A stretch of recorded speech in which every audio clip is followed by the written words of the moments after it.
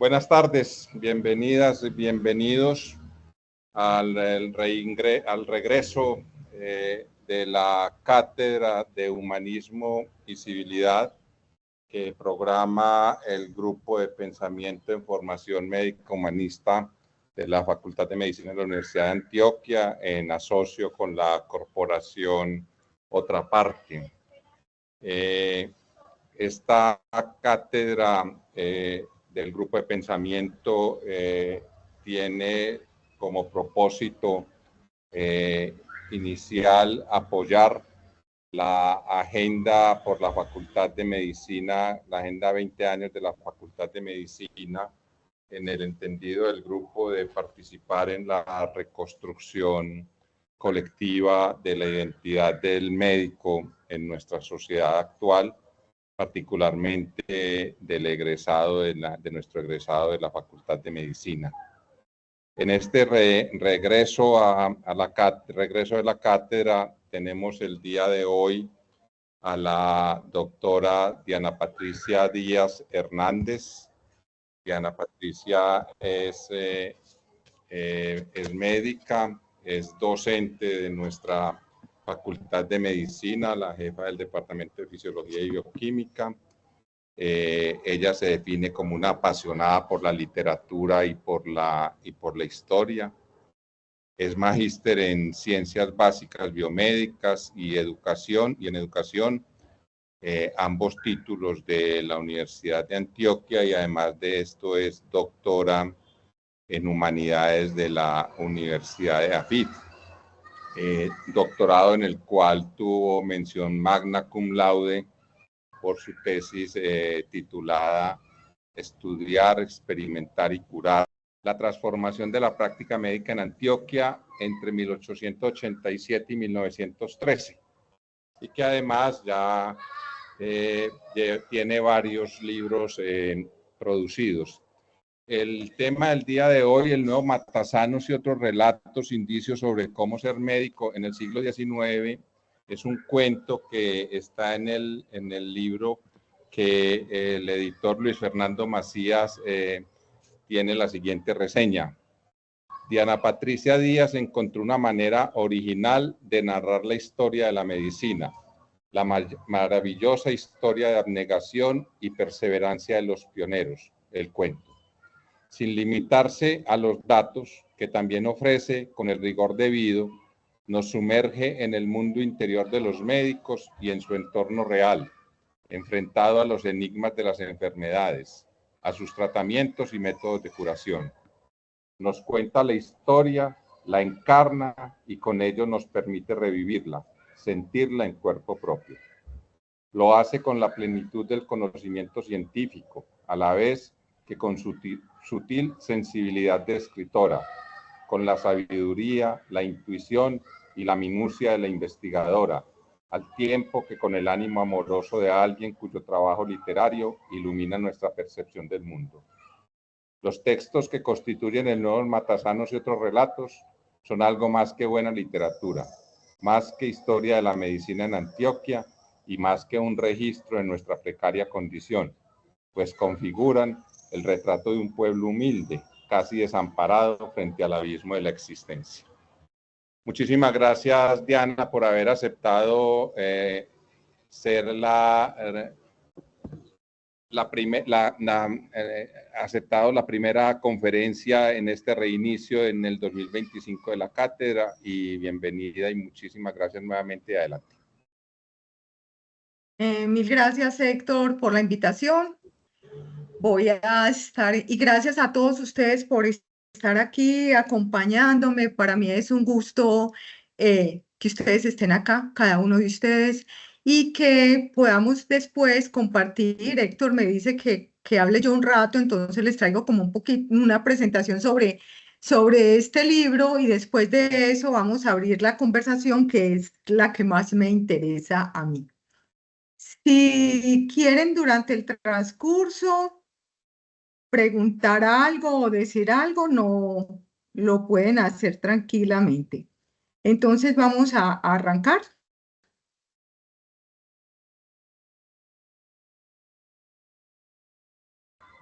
Como acaba de contarnos Héctor, pues muy generosamente el profesor Macías, el escritor Macías, me hizo como la presentación del libro. Ya escucharon, este libro entonces se llama El Nuevo Matasano y otros relatos. Y lo que les traigo hoy es indicios sobre cómo ser médico en el siglo XIX. Es decir, a partir de este libro voy a mostrarles cómo fui construyendo o cómo fui entretejiendo lo que era la historia ser médico versus la literatura.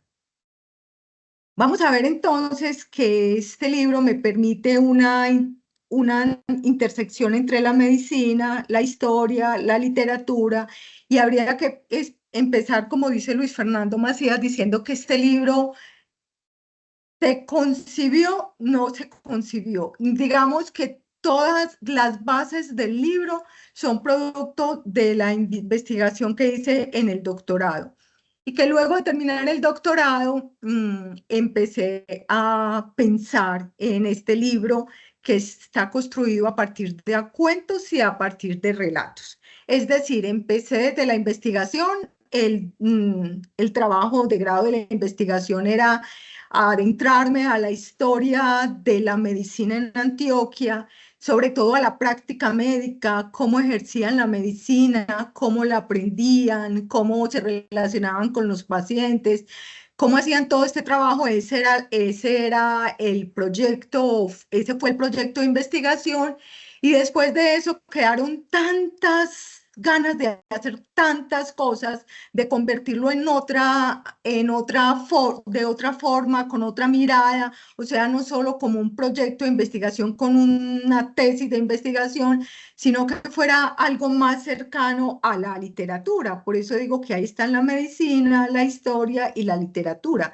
Y entonces me voy desde la investigación en medicina y en historia de la medicina, y me voy a algo que yo digo que es a la diversión, porque es a jugar con las palabras, a entrelazarlas, a pensar cómo arranco un relato, cómo esta historia clínica que estoy viendo de 1872, de 1887, la puedo convertir en un texto que lleve como un orden coherente, que en algunas oportunidades tenga la forma de un cuento, en otras oportunidades la tenga de relato, que pueda llenar algunos vacíos que hay entre ellas, y eso para mí es diversión. O sea, escribir la literatura para mí es toda una pasión, todo un placer. Entonces tenía ahí combinadas todas mis pasiones, la medicina, la historia y la literatura. Y me adentré en ella como lo hacen las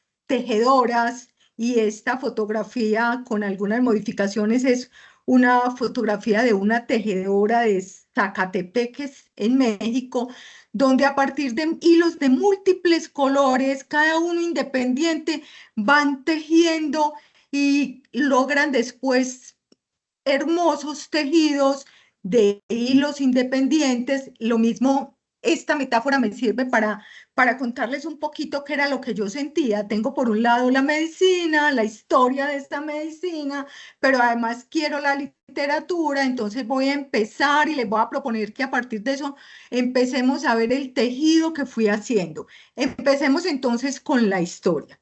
Como les dije, la investigación era sobre la historia de la medicina, pero hablemos de la historia de una región. Y esa región es Antioquia. Pero esa región es Antioquia no en el siglo XX, no en el siglo XXI, sino Antioquia en el siglo XIX. Que si podemos ver, este es un mapa de Antioquia de 1885. Si podemos verlo ahí, este mapa no tenemos todavía toda la región. Denme un segundo, yo pongo el... No tenemos todavía el Urabá, tenemos una Antioquia que además en el sur todavía estamos con todo lo que ahora llamamos el eje cafetero, y ahí en esa Antioquia es donde yo me sumergí en el siglo XIX, casi que me fui a vivir. O sea, para uno poder sentir todo esto, casi que se olvida de que está en el siglo XXI, se va a vivir en el siglo XIX y a recorrer todo lo que pueda de ese siglo XIX. Y ahí empecé a buscar a los médicos, a darle una biografía a cada uno de ellos y después de hacer esa biografía hacer una prosopografía.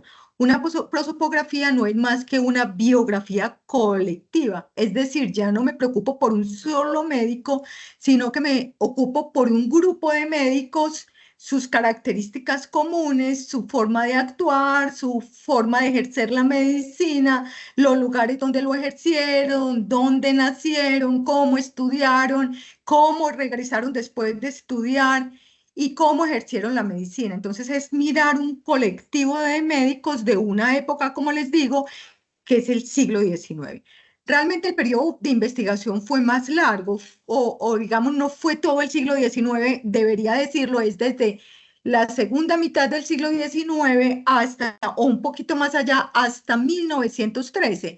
Pero cuando uno empieza a buscar cada uno de esos médicos, si uno nace en 1822, como lo hizo Manuel Uribe Ángel, e inclusive unos nacen en 1803 y otros nacen a principios del siglo XX, de todos estos médicos que yo estaba estudiando, lo que encuentra es que hace un recorrido prácticamente sobre la vida de una región en todo el periodo del siglo XIX y algo del siglo XX.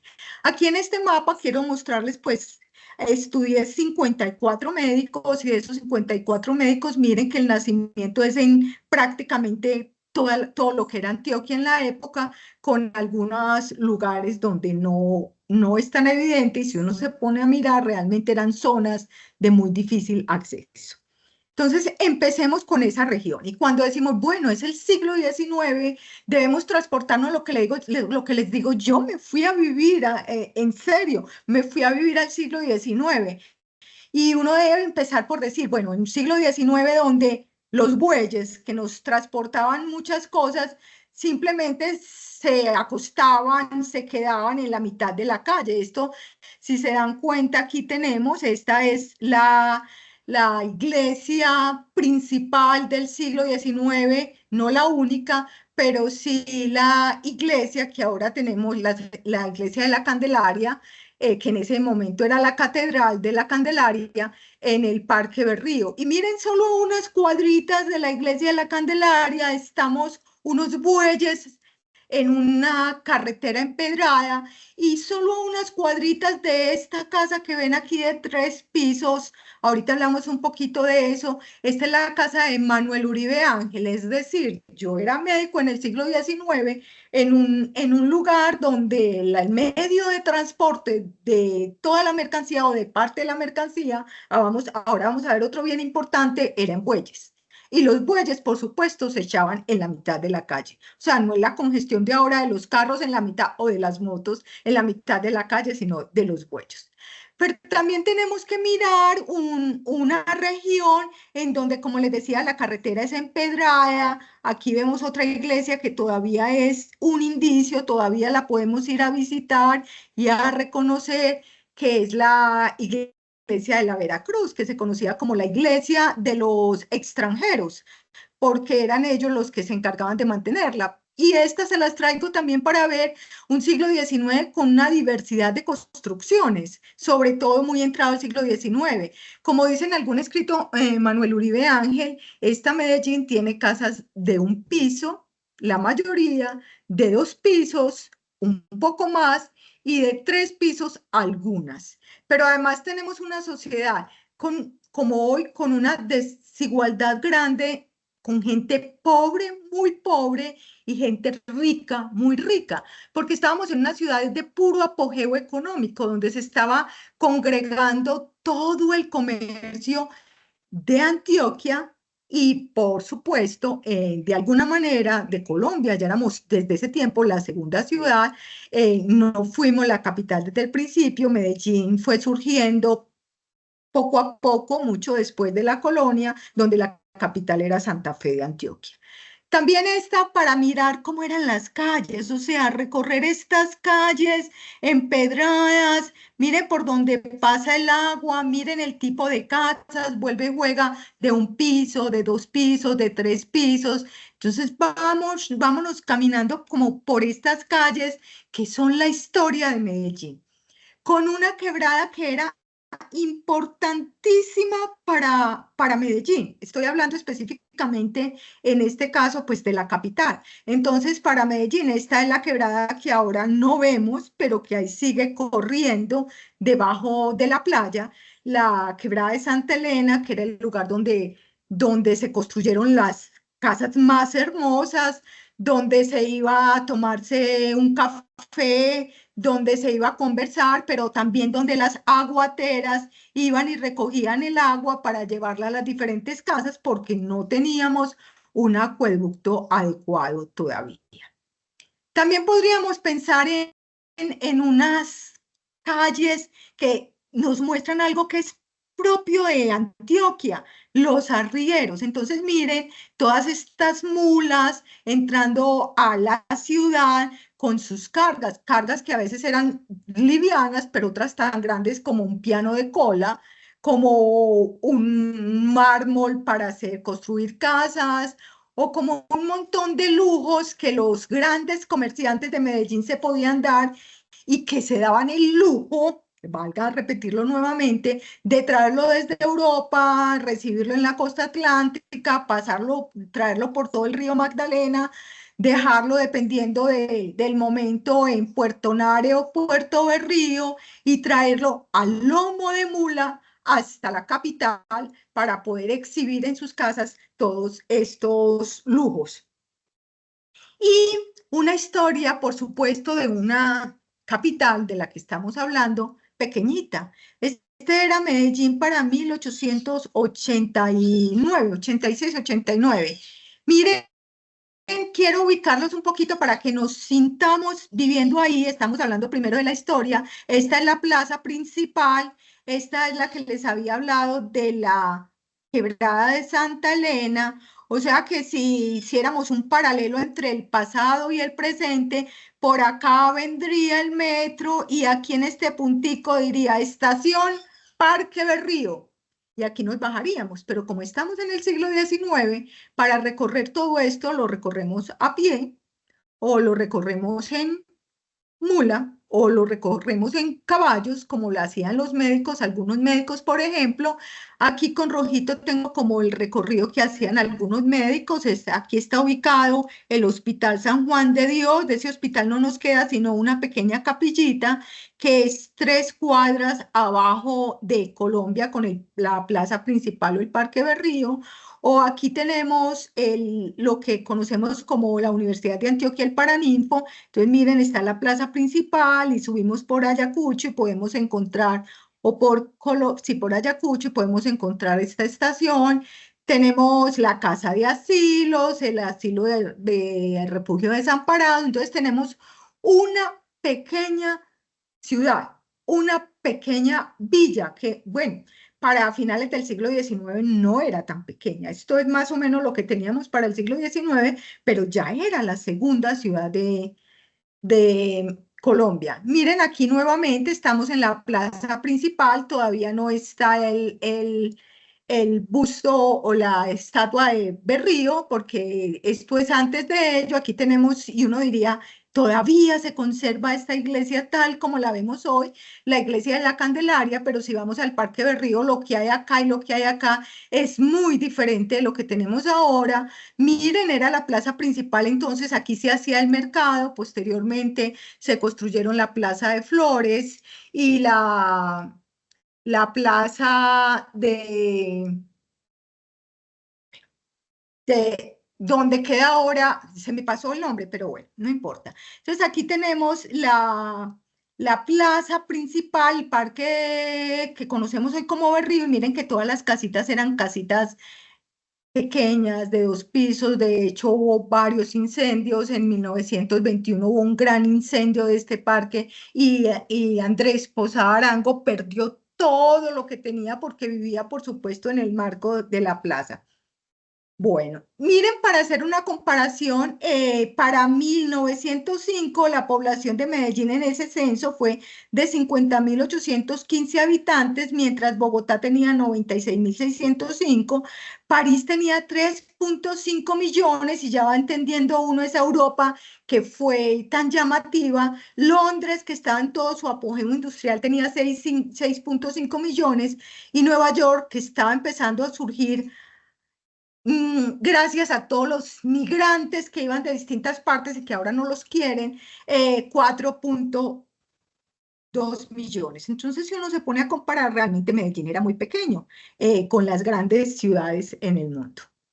Y por supuesto, ¿cómo no traerles acá este personaje tan maravilloso que me tiene en este momento algo trastornada como él, Epifanio Mejía, un personaje que vivió gran parte de su vida, más de 30 años en el manicomio, y sin embargo es el personaje al que cada vez entonamos con tanto amor, porque es el compositor de la letra del himno de Antioquia.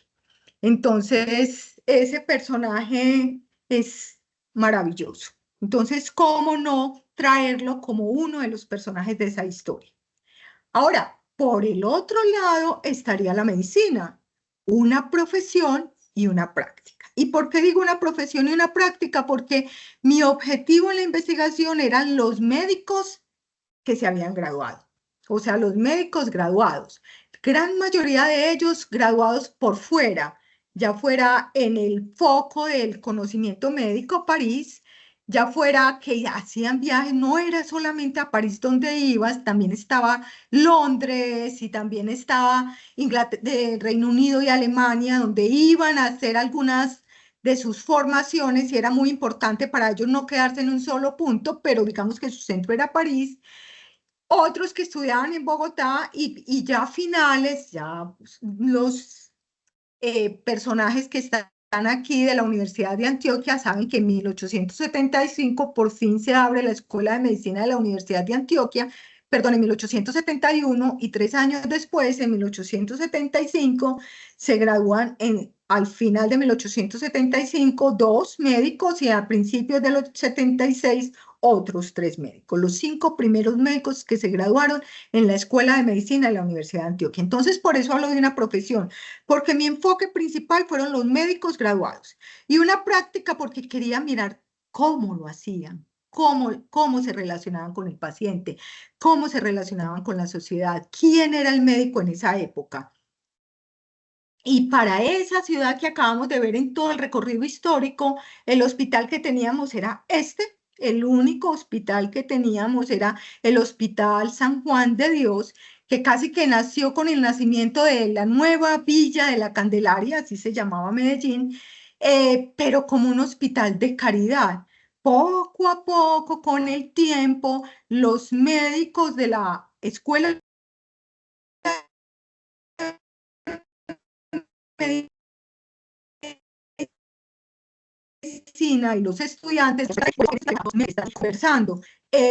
Como les decía, este hospital no queda sino la capillita, que la puede uno ir a visitar, es una capilla pequeña pero muy preciosa. Todo esto ya no existe. Cuando los últimos pacientes se transportaron al recién creado Hospital San Vicente de Paúl, eso se fue deteriorando con el tiempo y finalmente lo demolieron. Y el único hospital hasta 1919 que se crearon unas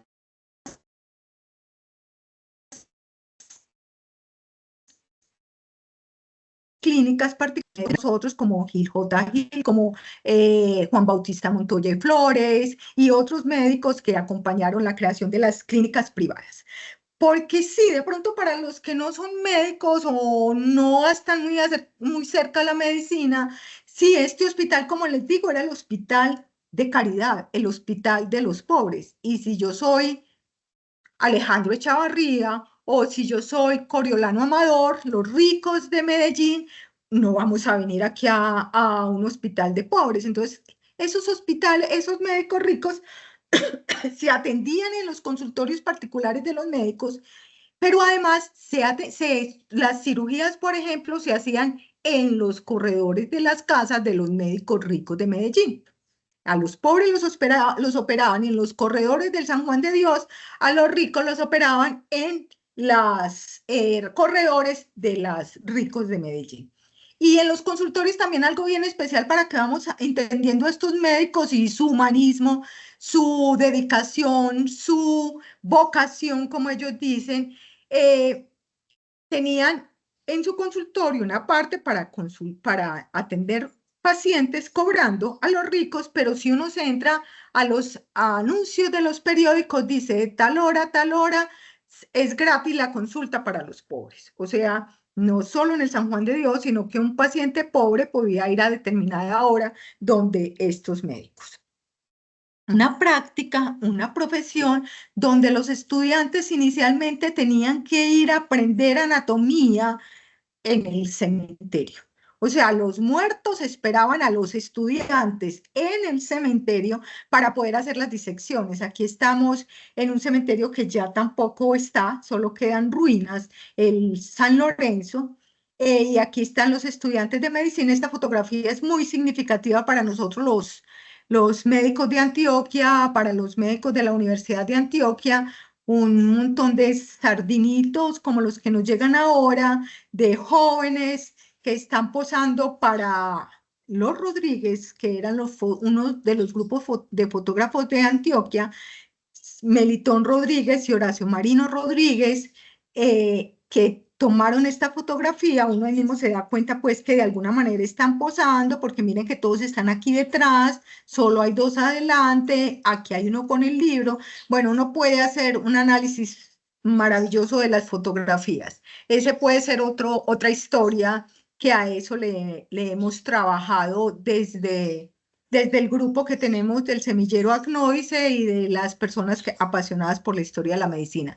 Aquí hay otros dos personajes atrás, que uno por los trajes supone que este es el sepulturero o un curioso, y este con ese gorrito y como ahí mirando y quietecito, miren que los otros aquí están los gorros, se los quitaron, este no, probablemente es el profesor. Pero bueno, eso es para decirles que una profesión en una región histórica en el siglo XIX, que para poder aprender la anatomía debían desplazarse hasta el cementerio. Y después con el tiempo les consiguieron un salón, después se fueron, les construyeron un aula en el San Juan de Dios y finalmente los anfiteatros, las salas de morfología que tenemos en este momento en la facultad. Pero también podríamos hablar de una práctica médica, vuelve y juega. Este es el San Vicente de Paúl, este es un gran médico, un reconocido médico porque nos trajo muchas cosas a Antioquia, Juan Bautista Montoya y Flores, y esta es una sala que él dentro del Hospital San Vicente de Paúl reformó. O sea, ya no hacemos las cirugías en los corredores, sino que ya hacemos las cirugías en una sala que se inauguró en 1903 y según Juan Bautista Montoya y Flores en algunos textos que escribió, que no tenían nada que envidiarle a las salas de otros lugares del mundo. Pero por supuesto los médicos no solo tenían práctica en cirugía, no solo atendiendo pacientes, no solo aprendiendo anatomía, sino que les tocaba ser unos personajes importantes de gran relevancia en la sociedad. Por ejemplo, este es Tomás Quevedo y esto es, miren qué cantidad de niños en esta fotografía, porque este es el orfanato que teníamos en Medellín. Uno dice, por Dios, ¿qué son este montón de niños? Y aquí unas mujeres, de las cuales ahorita les voy a hablar de una, que eran quienes estaban pendientes de los niños y los cuidaban. Entonces, eso para decir que esta medicina no solo se ejercía en el hospital, en el consultorio, sino que también se ejercía en los lugares necesarios, donde necesitábamos la presencia del médico, como el orfanato, el manicomio o la casa de ajenados, como se le decía antes, y otros lugares en especial. Y también una medicina que se ejercía con retos para estos médicos, desde enfermedades difíciles y solo vuelvo y les propongo ubíquense en el siglo XIX y piensen en lo que sería hacer la cirugía de este paciente en pleno siglo XIX, que no tenemos todavía ninguna de esas ayudas diagnósticas que tenemos ahora, yo las llamo esas extensiones de los sentidos, no las tenemos, o sea, por Dios, solo mirar esto, tratar de mirar cómo es la vascularización y hacer la cirugía, o algunas enfermedades de la piel que eran motivo de estudio, como muchas otras, solo les traje 3 ejemplos de la práctica médica en Antioquia. Y por supuesto, otro asunto bien bonito y bien interesante es que los médicos del siglo XIX no crean que se quedaban en Medellín o en Río Negro o en las cabeceras municipales, sino que eran médicos que viajaban a caballo, tenían sus caballos para viajar por el monte, para ir a los lugares más apartados a buscar los pacientes. Es decir, en el siglo XIX nosotros íbamos donde los pacientes. En el siglo XXI los pacientes vienen donde nosotros. O sea, creamos esos hospitales donde el paciente, por muy pobre y lejos que esté, nosotros no vamos y lo buscamos, sino que el paciente, cuando ya está que no puede más, va y nos busca a los hospitales o a las clínicas de las cabeceras, de los municipios o de las capitales. Este que vive con su caballo probablemente iba a salir de recorrido por todos los campos de Antioquia, porque este señor sí que se recorrió a todo Antioquia, a Colombia y al mundo. Después miramos un poquito de eso. Bueno, eso es como un resumen de la medicina. Ahora viene el entretejido. Tengo la historia, tengo la medicina, a usted le toca, Diana, ponerle la literatura, entonces empieza la ficción, la imaginación, la diversión y la constancia. Porque esto no es que me sentí un día y escribí y listo, ya apareció todo. Este librito, esta migajita de libro que les estoy presentando hoy, me tomó mucho tiempo, desde la preparación, la concepción, la preparación, la escritura y finalmente la publicación. Entonces, con ese tejido, literatura, medicina, historia, constancia, Antioquia, diversión, una profesión, ficción, siglo XIX, imaginación, una práctica, me siento a construir algo. Y así como las tejedoras, algo resultó. Vamos a adentrarnos un poquito en algunos de los relatos y los cuentos que les traigo aquí. Les voy a leer una partecita con un aspecto especial, porque cada uno de los cuentos o relatos tuvieron una intención desde la historia de la práctica médica, adicionándole, por ejemplo, por supuesto, mucha ficción. Por ejemplo, la vocación del médico. Para la vocación del médico, me construí un texto que se llama Desde niño encontré la medicina. Y ese texto es un relato de Manuel Uribe Ángel. Miren, van a encontrar aquí abajito cada uno de los textos, la mayoría están inspirados en algún relato, en algún texto histórico. Por ejemplo, este está inspirado en la medicina en Antioquia, que está publicado en Anales de la Academia de Medicina de Medellín y fue escrito por Manuel Uribe Ángel. Dice así, voy a leerles un pedacito para dejarlos antojados, eso espero. Desde niño encontré la medicina. Este texto lo construí en el marco de la celebración de los 150 años del nacimiento de Manuel Uribe Ángel, que lo hicimos una celebración en la Facultad de Medicina, y voy a contarles un poquito antes de leerlo, como estábamos celebrando los 150 años, quería que desde la literatura este viejito nos hablara, es decir, una médica, estudiante de medicina del siglo XXI, conversa con Manuel Uribe Ángel en el siglo XIX. Dice así, me dice usted que estudia medicina en la Universidad de Antioquia. que ella aún está de pie y celebrando 150 años. ¡Qué maravilla! ¿Cuántos tropiezos superamos para abrir esa escuela? ¿Cuántas necesidades en sus inicios? Imagínese que para 1871, entre los escasos médicos que vivíamos por estas tierras, juntamos lo poco o mucho que habíamos traído de París, el faro de la luz del conocimiento, para ofrecer a los estudiantes los implementos mínimos para convertirse en unos nuevos médicos, sin que tuvieran que partir al exterior. Aunque le confieso que eso de partir a tierras lejanas a mí me encantaba. Desde muy joven realicé múltiples viajes y debo reconocer que gracias a ellos mis aprendizajes fueron especiales. Pero de acuerdo con lo que me propone sobre las conversaciones para estos días, eso de mis viajes lo abordaremos después. Gracias, señorita. Perdón, doctora. No me acostumbro a que en su época las mujeres ya puedan estudiar medicina. Gracias por venir hasta mi refugio. Como puede ver, es una linda casa campesina, adornada con los más preciosos jardines que mi Magdalena cuida con esmero y a donde siempre regreso para buscar tranquilidad. Le aseguro que serán unas entretenidas veladas dedicadas a contar mi historia. Usted será una gran compañía en estos, tal vez mis últimos años de vida, ahora en penumbra. ¿Sabe? Desde que estoy ciego, los recuerdos de mi infancia aparecen con mayor nitidez, como si el tiempo corriera hacia atrás para permitirme vivir de nuevo.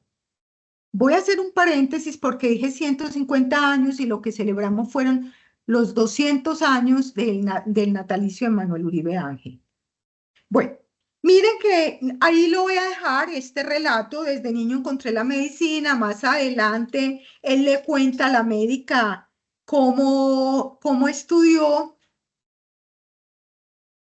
Voy a mirar por aquí tal vez algo. Un día, cuando apenas era un mozuelo, alrededor de 1832, mi padre me despertó muy temprano para que fuera a la casa de don Nicolás Villa, un médico práctico de gran fama en este valle. Los conocimientos que tenía el señor Villa los aprendió en los libros. Nunca fue a la universidad. Eso era un lujo en esa época.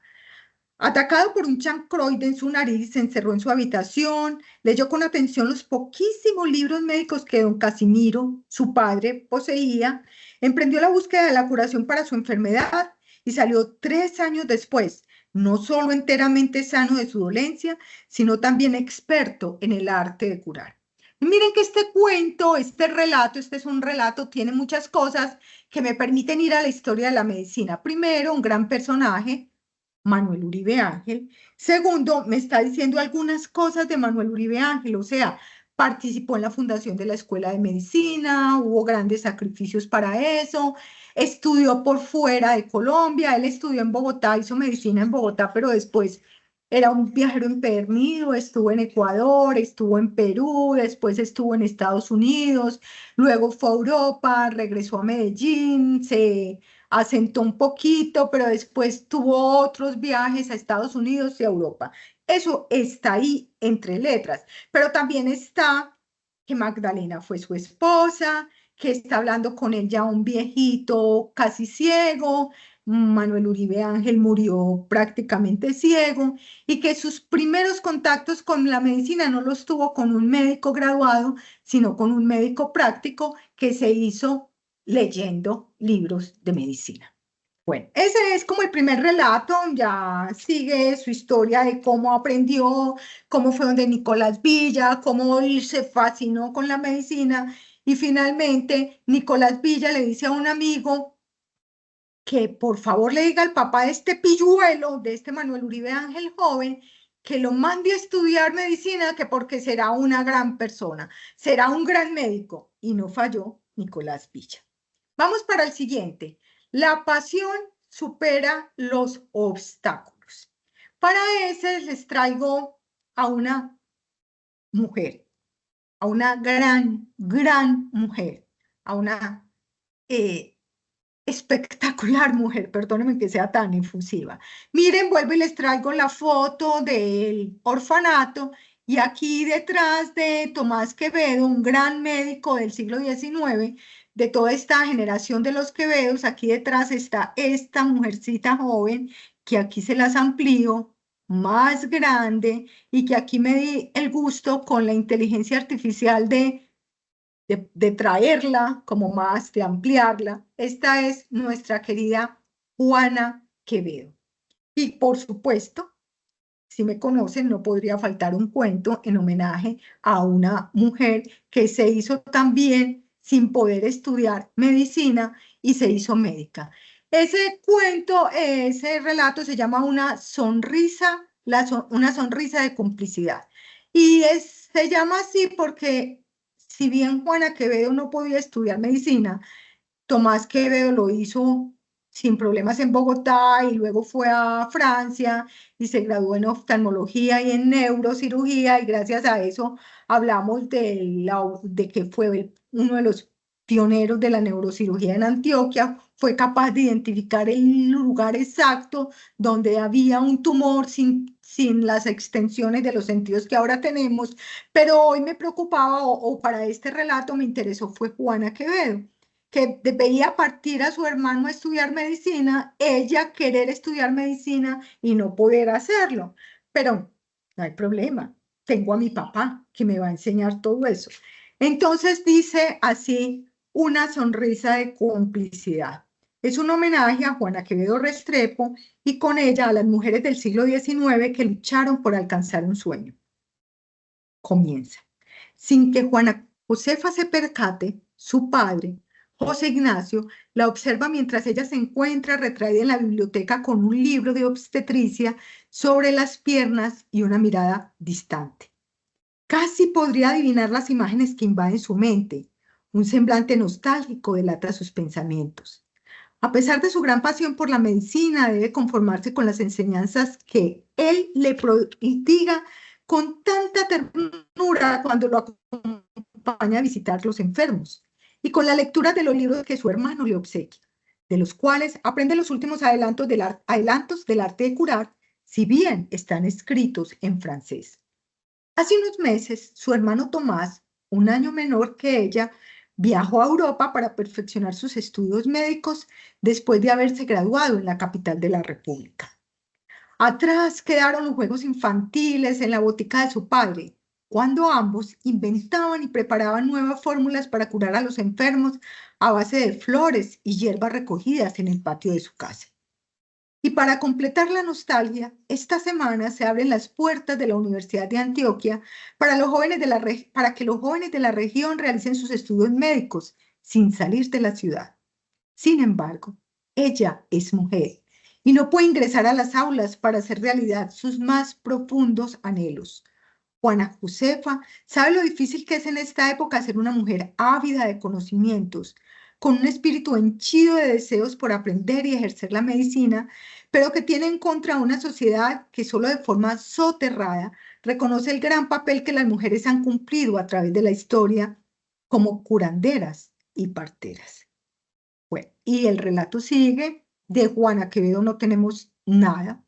Teníamos hasta hace poco una foto que había recuperado el doctor Tiberio Álvarez mayor, pero a mí me encanta más esta que recuperamos un grupo de mujeres de la facultad joven, la recuperamos ahora joven, pero no hay más. Bueno, que se casó, que tuvo 2 hijos, que tenía, mentiras hay mucho, tenía consultorio, ejercía de leontina, era muy solicitada, pero ya, paré de contar. Entonces, el resto del relato que hay aquí es ficción. Y ahí es donde la literatura entra con la práctica médica de otros que uno lee del siglo XIX y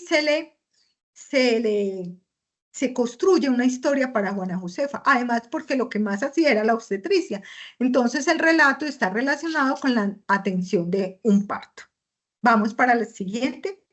Visitar a los pacientes enclavada entre montañas, como les decía a los médicos, este es José Tomás Henao Jaramillo, un médico que ejerció sobre todo en el suroeste de Antioquia y que el suroeste todavía está apenas construyéndose, entonces con mayor razón le tocaba viajar por el campo atender sus pacientes.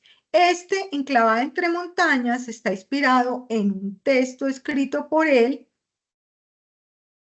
que se llama Pólipos uterinos. Imagínense, en el texto médico se llama Pólipos uterinos, el relato que hago, y se llama Enclavado entre montañas. Y dice así: homenaje a todos los médicos del campo del siglo XIX. Un día de diciembre de 1883, cabalgando lentamente entre las penumbras del atardecer, José Tomás Henao Jaramillo regresa a casa al lomo de su fiel compañera. Lo invade una mezcla de emociones de satisfacción por el deber cumplido y de nostalgia por la pobreza que azota a su país hasta los tuétanos.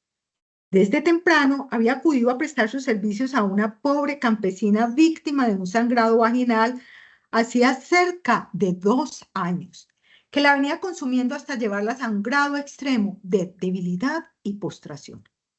El cuadro no podía ser más desolador. La madre tendida en una cama con una palidez al límite, típica de la caquexia anémica y con una facies cadavérica. Apenas respiraba. A un lado de la cama se acumulaban múltiples y variadas piezas de ropas teñidas con la sangre que había perdido durante toda la noche. Al otro lado, un rosario de hijos, entre ellos María, la mayorcita, quien apenas si tendría 14 años y las circunstancias ya la habían obligado a dejar a un lado la niñez para hacerse responsable de sus 11 hermanos que año tras año su madre fue pariendo.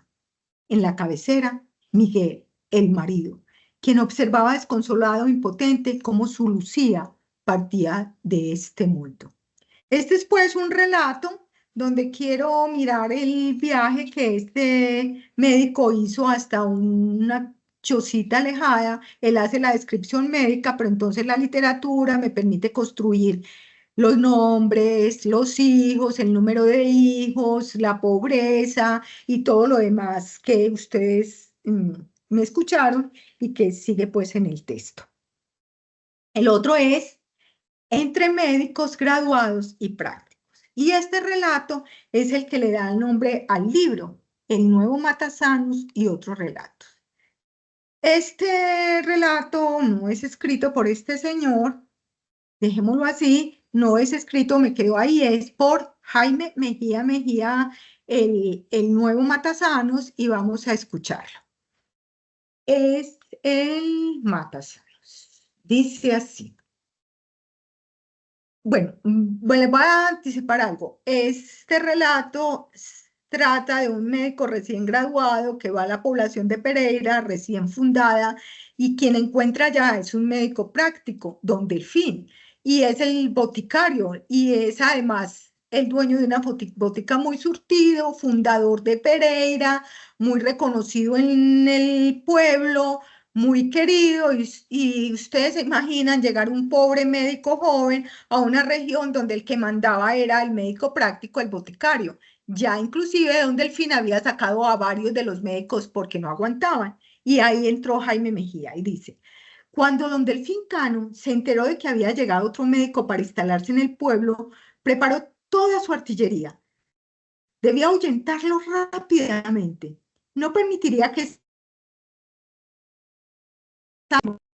bastante le había costado mantenerse como el único médico del pueblo.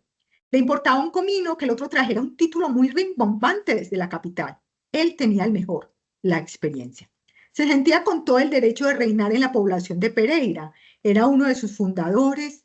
La habitaba desde hacía 14 años, cuando apenas era un caserío, y ostentaba el cargo de presidente del cabildo.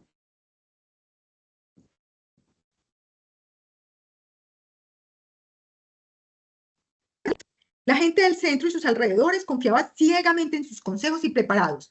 Era todo un dechado de bondad y generosidad, menos con la competencia. Inició el acoso. Secundado por un grupo de lamebotas que hacía tertulia en la botica a cambio de aguardiente gratis, cada que llegaba un paisano con la receta escrita por el doctor Jaime Mejía, empezaban los comentarios demoledores. Esto no sirve para nada. En lugar de aliviarlo, le va a soltar la tripa. ¿Qué es lo que enseñan en la capital? Ese médico no sabe de fiebres. ¿Cómo se le ocurre enviarle este vomitivo? ¿La quiere matar? Mire, mi señora, su niño lo que necesita es un sudorífico. no este purgante que ese medicucho le envió. Y entre chismorreo y chismorreo, las palabras de don Delfín corrían como pólvora por toda la población. Y sigue la historia, y después de que ustedes la lean, se enterarán si se hacen amigos o si realmente Delfín es capaz de sacar a Jaime Mejía de la población de Pereira, entre médicos graduados y prácticos. Y lo que quiero decir es que en la historia de la medicina, la mayoría de las regiones eran médicos prácticos en el siglo XIX, no eran médicos graduados, los médicos graduados eran muy pocos y la mayoría se quedaban aquí en la capital o se iban un tiempo para los poblaciones, para los municipios, pero regresaban a la capital. De hecho, es muy especial porque las normas que regían la práctica médica en esa necesidad que tenían los médicos de la época de ser reconocidos y apoyados por las políticas de la época, se crearon unas normas en que los médicos prácticos no podían ejercer en los pueblos donde había médico graduado. Pero si usted era un médico práctico y no había médico graduado, podía hacerlo hasta que llegara un médico práctico. Es decir, me encarté. Con razón, don Delfín dijo, este va a venir aquí y va a acabar con todo. La otra es desde las regiones. Y desde las regiones, lo que quería era mostrar algunos médicos que se gradúan. La verdad es que con este no hay nada, no hay sino una historia que se llama herida penetrante de abdomen, una historia clínica que él envía a Anales de la Academia de Medicina de Medellín, justo Restrepo, pero pare de contar. No pude encontrar nada más. Y por eso el relato se llama, podríamos decir que es un cuento, La huella que confirma mi existencia. Dice así: todo pareciera indicar que no existí, que no caminé por estas tierras durante tantos años. No aparezco en los libros viejos de los anaqueles de las bibliotecas, ni en los archivos de biografías de personajes antioqueños. Mi partida de bautismo quedó hecha cenizas en un incendio de la casa cural del pueblo. A veces pienso que mi vida fue una alucinación y que en ningún momento del siglo XIX estuve habitando esta región. Sin embargo, dejé un rastro que corrobora que sí viví, que estuve aquí. Mi vida transcurrió como médico práctico. Para comprobarlo, les voy a relatar la historia de la cual yo formé parte. Antes de presentar los hechos, describamos el lugar donde habitaba, el distrito de Concordia, una naciente población al suroeste del departamento de Antioquia. Para que se hagan una idea, desde que Santa Marta se fundó en 1525, lo que actualmente la convierte en la ciudad más antigua de Colombia, debieron pasar 352 años para que estas tierras nacieran como municipio. Ni qué decir si las comparamos con Atenas, que tiene alrededor de 3000 años de existencia. Hoy se puede llegar desde Medellín en 2 horas largas y un buen carro, pero en el siglo XIX la única forma era a lomo de mula o caminando, 2 jornadas por lo menos.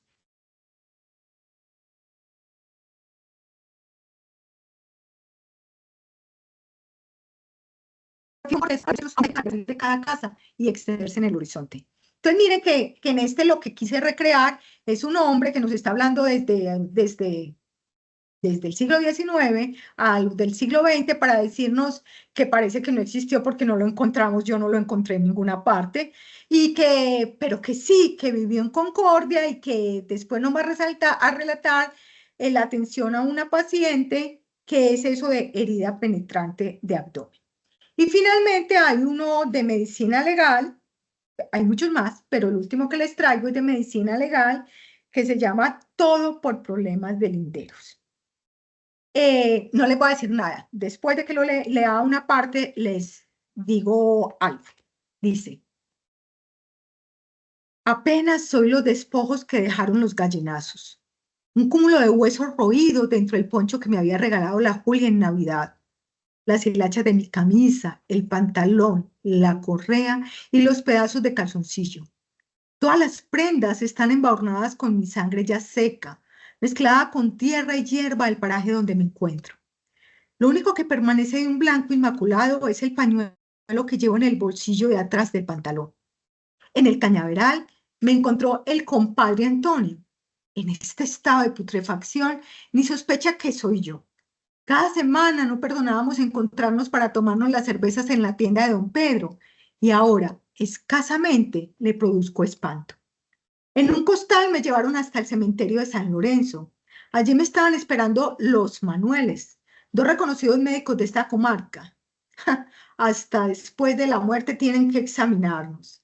El de menor estatura, con una frente inmensa, barba poblada y los ojos de un azul profundo, ocultos bajo unas prominentes cejas, es el doctor Manuel Vicente de la Roche.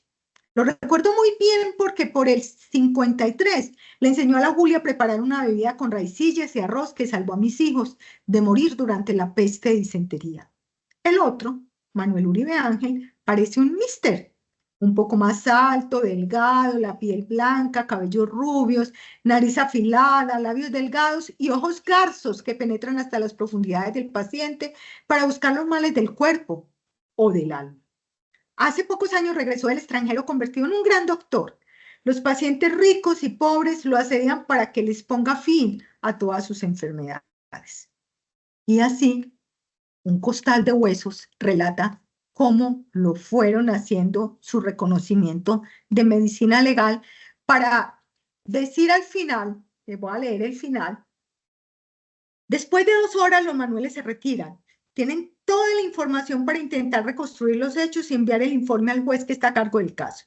El sepulturero me regresa al costal en espera del dictamen, de la respuesta a las preguntas que entre corrillos todos se hacen en el pueblo. ¿Quién era? ¿Cómo ocurrieron los hechos? Solo me consuela que la Julia se enterará de que no la abandoné por otra, que su Miguel fue asesinado por problemas de linderos. Bueno, esto es todo lo que les traía para hoy. Un tejido entre la literatura, la medicina y la historia. Mis 3 pasiones.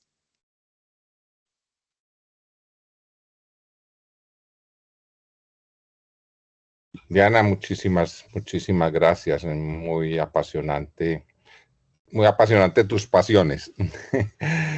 Muchísimas gracias. Por aquí te están aplaudiendo. Yo quería compartir algo más si soy capaz.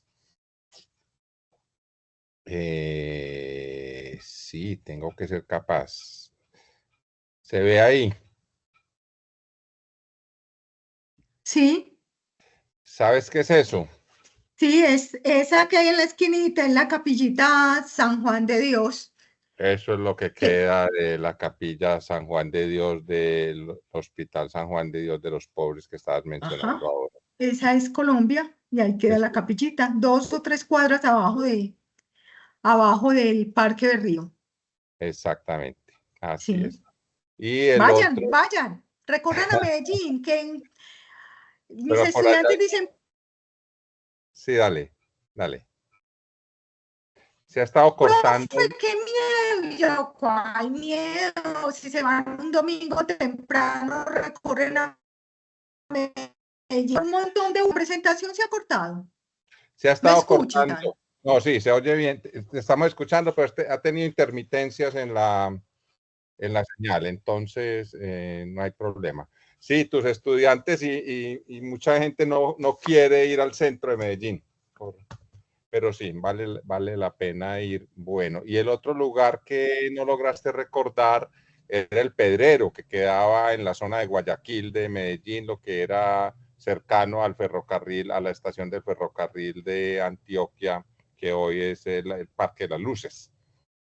Sí, pero eso tiene otro nombre. Era la Plaza de Cisneros, La Plaza de Cisneros, así es. que Así.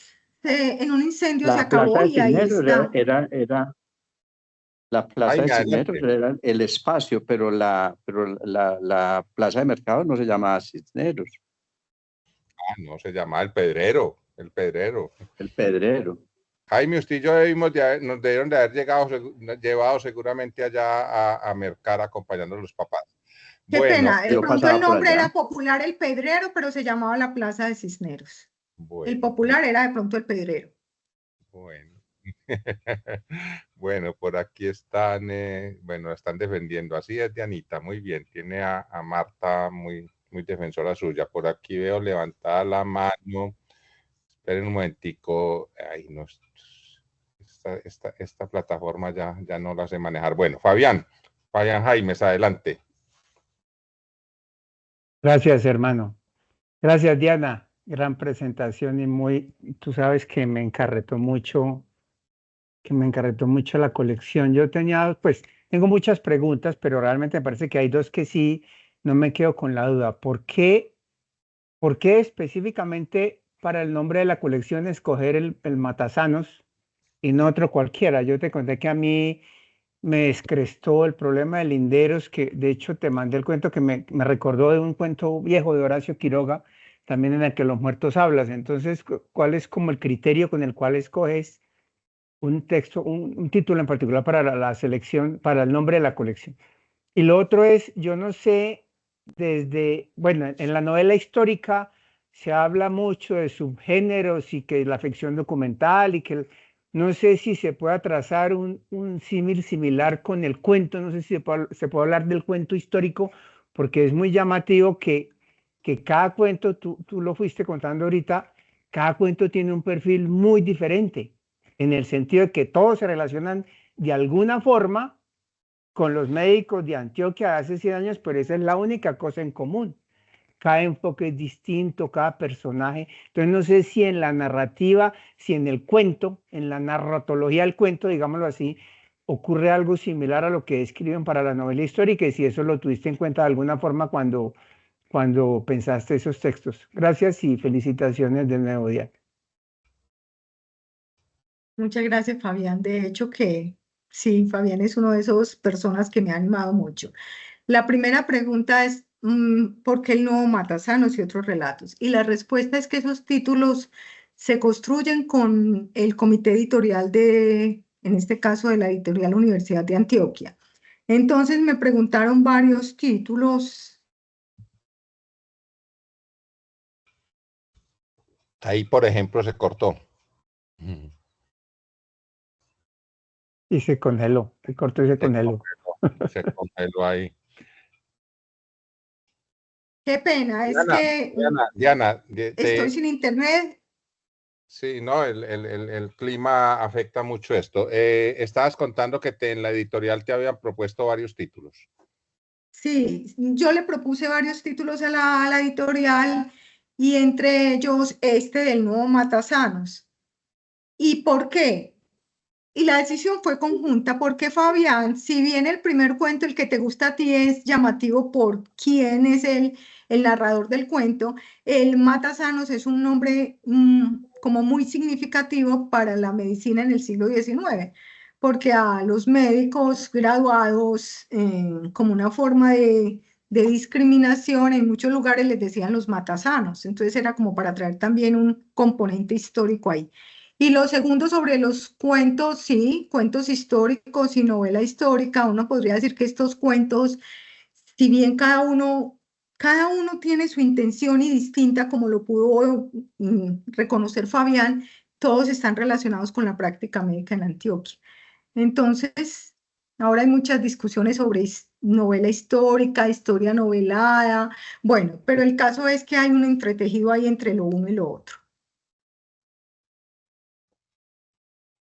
Bueno, no he visto el chat, a ver si hay algo. Diana, mientras miro el chat, bueno, por aquí dejó algo, un vínculo Javier Contreras. Javier Contreras es importado, ¿cierto? Es inmigrante en la lógica de hoy, del centro de Medellín, como para recorridos del centro. Mientras leo esto, Diana, ¿dónde consigue el libro? Me tienes que dar matripuntos. ¿Dónde consigue el libro? No trajo a Sandra. El libro se consigue en Amazon, el libro se consigue en las librerías de la ciudad, en la Librería Nacional, el libro se consigue en Coprudea, el libro se consigue en las librerías de la editorial de la Universidad de Antioquia, bueno, en varias librerías. Pero diría yo que el más barato es con la editorial de la Universidad de Antioquia, en las librerías, la que hay en el centro, en el Paraninfo, o la que hay Una extensión. en extensión, sí. Y además tiene descuento que se lo mandan a la casa, dice Fabián aquí. Sí, Fabián No tiene veo, experiencia. no veo nadie que quiera intervenir. ¿Será que el profesor, tu profesor, cómo se llamaba, quiere hacer alguna intervención? ¿Cómo se llama? No será banderearlo mucho.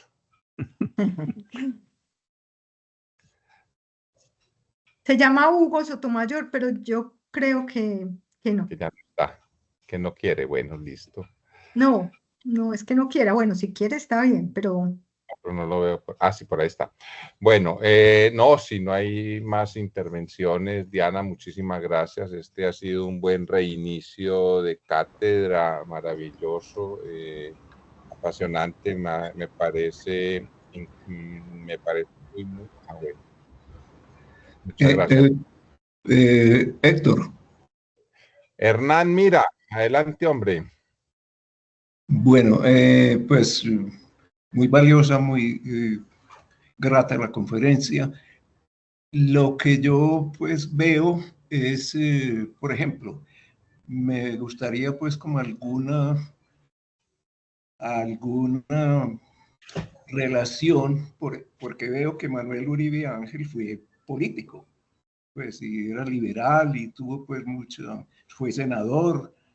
Y entonces, en esa época que dijiste, pues del siglo XIX, estos médicos que has mencionado y otros que conozcan, cómo era pues los partidos políticos en ellos. Pues. sí, sí, doctor. De- Dentro de la prosopografía eso sale y eran más o menos la mitad conservadores y la mitad liberales, o sea, había de las dos.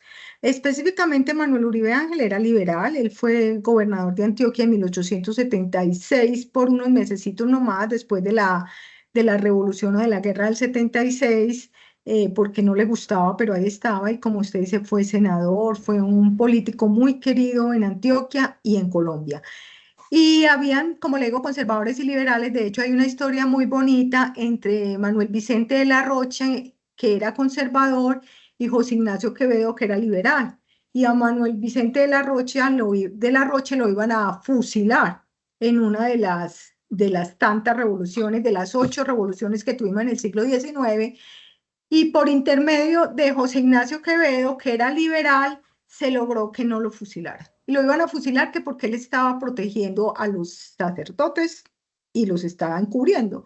Y José Ignacio Quevedo intercedió por él y finalmente la noche anterior no pararon la fusilación de Manuel Vicente de la Rocha. Y hay muchas historias, fueron políticos, pero además fueron comerciantes, la plata no daba tanto, la medicina no daba tanto como para vivir, entonces hay médicos que fueron fundadores de cervecerías, médicos que compraban, que tenían tiendas de café, médicos que tenían minas, o sea, que compraban partes de las minas. Eran muy polifacéticos los médicos del siglo XIX. Y, perdón, Doctora. en relación pues con la Facultad de Medicina, con la historia, no sé pues en esa época cómo era, pero sí en la vida de Héctor Abad y en su vida universitaria, aparece muy claro pues en el olvido que seremos toda la oposición que tuvo de los rectores de la Universidad de Antioquia, de los directivos, que por lo cual se tuvo que ir del país varias veces. Entonces, no sé si la Facultad de Medicina, pues, yo pienso que se ha tenido una historia muy de tipo conservador, no política, pues, sino mirada, pues, así. Y Héctor Abad, pues, sufrió las consecuencias de eso.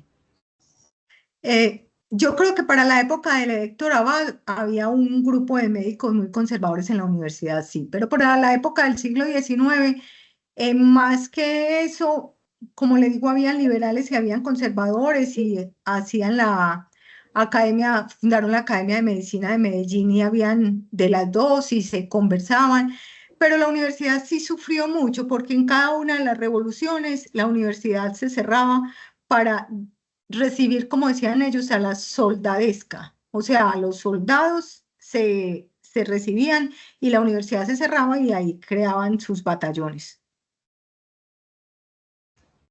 Doctora, Gracias. doctora El Diana, doctor, hola, La, doctor. la última gran ¿puedo hablar? El doctor asuntos. Sotomayor va a hablar, Héctor, un momentico, sí. Ah, bueno, señora, ok. Gracias. Doctor Adelante. Héctor, ¿cómo le va? Doctora Diana, felicito por la conferencia. Excelente. Muchas gracias. Yo conciencialmente, yo estoy preparando un libro con mis colegas de Córdoba sobre la medicina, historia de la medicina de Córdoba, más o menos enfocada como usted lo ha enfocado. Me he encontrado con cosas interesantes. Por ejemplo, sea el médico que trabajó en Lorica en el siglo XVIII con el congregador de Pablo José Antonio de Torres Miranda, un médico español. La otra cosa, un poco de médicos europeos que llegaron a Montería en el siglo XIX a trabajar por temporada. Y unos médicos que se entrenaron en el exterior y otros aquí en la Universidad de Cartagena. Todos los médicos la mayoría de los médicos que trabajaron en el siglo XIX y principios del siglo XX en Córdoba fueron egresados de la Universidad de Cartagena. Tengo también una fotografía, un grupo de médicos, una autopsia, un año anterior a la foto de Melitón Rodríguez. Y eso es lo que tengo.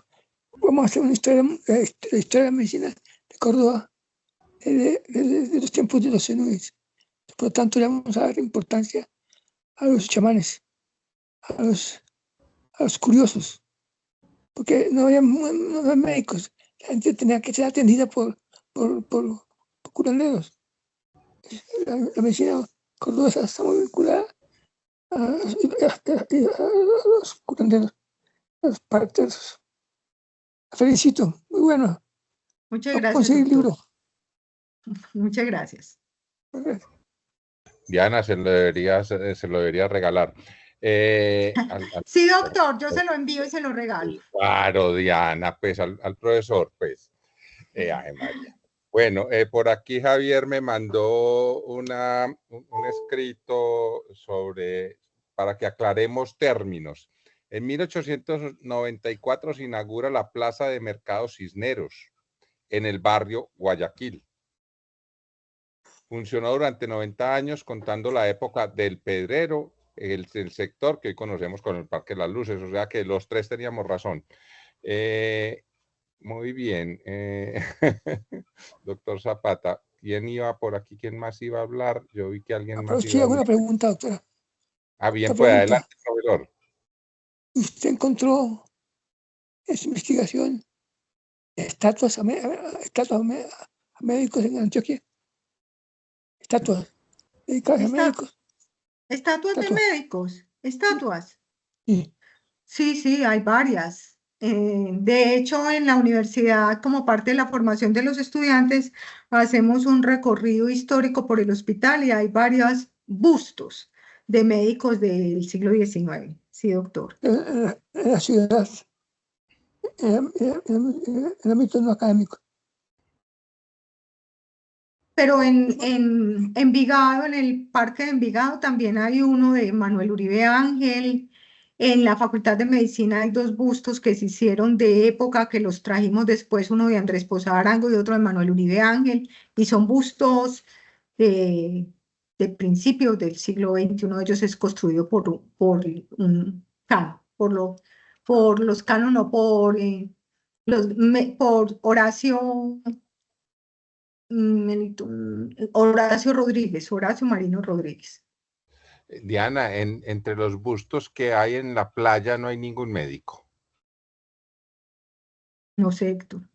Yo creo que no, pero no sé. ¿Verdad que hay un recorrido en la Sí. playa de bustos que inclusive están restaurados hace unos años? Sí, creo que no, pero no estoy segura. Va a tocar ir a hacer ese Va a recorrido. tocar En hacer ese Montería, recorrido. Ok. Montería hay un busto en la plaza de la catedral, un médico, pues el médico. Y creo que en un pueblo en Santander hay muchos médicos. Sería interesante investigar los gustos que haya, se hayan hecho médicos por ser médicos, no políticos. Diego Verano pregunta que si en la formación médica de la facultad, me imagino yo, hay algún formación médica, hay algún componente para quienes quieran desarrollar la escritura. Yo entiendo que, bueno, comunicaciones es un área obligatoria en el currículo y también debe haber componentes flexibles de escritura. No sé. Sí, sí, hay dos componentes flexibles de escritura, con dos profesoras que son escritoras, que han publicado, que son reconocidas, como Marcela Giral, que es una escritora que ella escribe mucho literatura infantil, pero también ha escrito sobre su trabajo de grado, terminó con un texto sobre las primeras médicas especialistas. Ella es una. Y la otra, ay, mi madre, si se va, que Castrillón. no esté aquí. ¿Quién? Sandra Castrillón. Sandra Castrillón, muchas gracias. Sandra Castrillón, exacto. Qué pena si Sandra está por ahí. Es un lapsus ahí. Pero también es una escritora reconocida que ha ganado premios y las dos, en dos flexibles distintos, acompañan a nuestros estudiantes que les guste escribir. Muy bien. Muchísimas gracias. Bueno, yo estaba por aquí buscando algo. No veo más intervenciones. Diana, a ver. Que Manuel Uribe Ángel está en la playa. Dice, esta es Marta Cifuentes. Sí, va a haber que ir a mirar. A ver, que ir a hacer, a ir a tomar, a comer mimos ahí en el palo con... no, eso es Girardot. Pasamos del café, profe, pasamos del café o incluye, allá hacemos el recorrido. ¿Cuándo vamos? Programemos la visita al centro. No, a mí no me fue muy bien la última vez que fui por allá. No, mentiras. Sí, hay que ir, hay que ir. Claro que sí. Bueno, muchas gracias nuevamente, Diana, a todos los que asistieron en este reinicio de la cátedra. La invitación es para dentro de 15 días. La cátedra será de manera presencial, por supuesto, también con participación virtual en otra parte, en Envigado, en la Corporación Otra Parte. Allá hay un tinto maravilloso, entonces, y también hay buena cervecita, entonces están invitados. Se llama Las Cuchas tienen razón, análisis y repercusiones, con la periodista Ana Cristina Restrepo y con la directora de la Corporación Jurídica Libertad, Adriana Betancourt. La cátedra hasta el año pasado era los días lunes. Hemos decidido, pues por motivos logísticos, hacerla los martes a la misma hora, 5 de la tarde. Muchísimas gracias a todos y nos estamos viendo. Chao. Muchas gracias, que estén muy bien. Gracias, chao, chao Diana, felicitaciones. Chao, Diana. Gracias.